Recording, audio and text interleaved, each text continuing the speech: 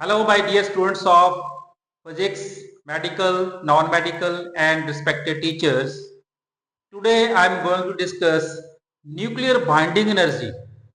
So, first of all, what do you mean by nuclear binding energy and mass defect?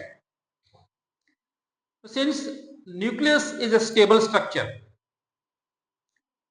nucleons inside the nucleus are bound within the nucleus due to short range nuclear forces.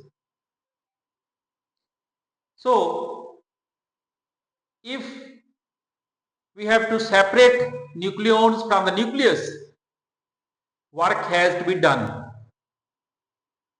so that they move to a certain distance at which there is no interaction between the nucleons, and that work done is the measure of binding energy of the nucleus. So it means binding energy of a nucleus or nuclear binding energy is defined as the amount of work done in order to separate the nucleons from the nucleus to a distance equal to infinity, where there is no interaction between the nucleons, is known as binding energy. Then, what is mass defect? According to Einstein theory, mass and energy are interconvertible. From where this binding energy comes? According to Einstein, total mass of all the nucleons is always slightly more than the mass of nucleus itself. So this difference in mass of the sum of mass of nucleons and the mass of nucleus itself is called mass defect, and this mass defect is the measure of binding energy, because according to Einstein theory, mass and energy are interconvertible. So binding energy is due to mass defect, and hence binding energy will be given by delta m c square according to Einstein mass energy equivalence. Therefore, mass defect delta m is given by total mass of nucleons minus mass of nucleus itself. Now suppose a nucleus XZA, atomic number X and mass number A. Then let Mp is equal to mass of each proton, Mn is equal to mass of each neutron, and M capital N is the mass of nucleus itself. Then according to Einstein, mass defect delta M is given by ZMP, because there are Z protons. ZMP plus A minus Z neutron into mass of each neutron. This is the total mass of all the nucleons, protons and neutrons inside the nucleus minus mass of nucleus. So this is equation number 1. Now derive expression for binding energy of nucleus. So suppose we have XZA, a nucleus with atomic number Z, mass number A. Mp mass of each proton, Mn mass of each neutron, and Mn is the mass of atom nucleus itself. Then binding energy will be delta mc square, or binding energy is equal to, using equation number 1, ZMP plus Mn ZMn minus Mn into c square. Now add mass of Z electrons and subtract mass of Z electrons, because in atom there are electrons also, and number of electrons equal to number of protons. So then simplifying it, so we have binding energy is equal to Z common Mp plus Me from this in the bracket plus Mn Z into Mn plus Mn minus plus Mn plus ZMe into c square. Now mass of one proton minus mass of one electron, nothing but mass of hydrogen atom. So ZMH plus Mn ZMn minus mass of nucleus plus mass of Z electron. is nothing but mass of atom, Ma into C square. So Ma is the mass of atom.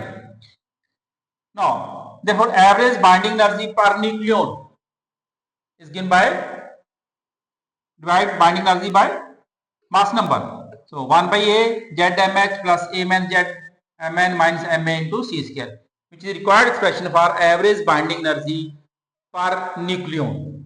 And this is expression for total binding energy of the nucleus. Now, if we plot a graph between average binding energy per nucleon and mass number. So taking mass number along x-axis and the corresponding values of average binding energy per nucleon in MeV along y-axis, we get the curve like this. And from this curve, what we conclude? That number one, average binding energy when of lighter nuclei, then mass number is small, 1H, 2, 1H3 and so on, 1H1. Average binding energy of lighter nuclei is small. It increases as mass number A increases. This is the first point. Lighter nuclei are less stable because binding energy is the measure of stability. Then for mass number between 2 to 20, we have helium He2 4, carbon C612, O818 and so on. O860, sorry.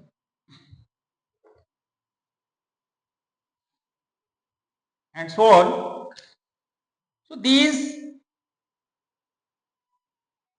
peaks, we get some peaks here in this region for these particular atoms which have atomic number, mass number multiple of 4, 4, 6, 4, 12, 16 and so on.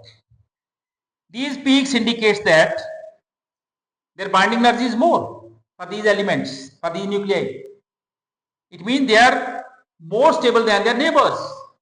So it means binding energy is the measure of stability because these nuclei are found to be more stable than their neighbors. That's why we get peaks. And binding energy is found to be maximum for iron 56, which is 8.8 MeV. So iron 56 is found to be more stable. Most binding energy, maximum binding energy is 8.8 MeV, which is for iron 56, iron 26 or 56 you can say, 26 atomic number and 56 mass number. Now as mass number increases and as soon as the nuclei become heavy, so binding energy decreases.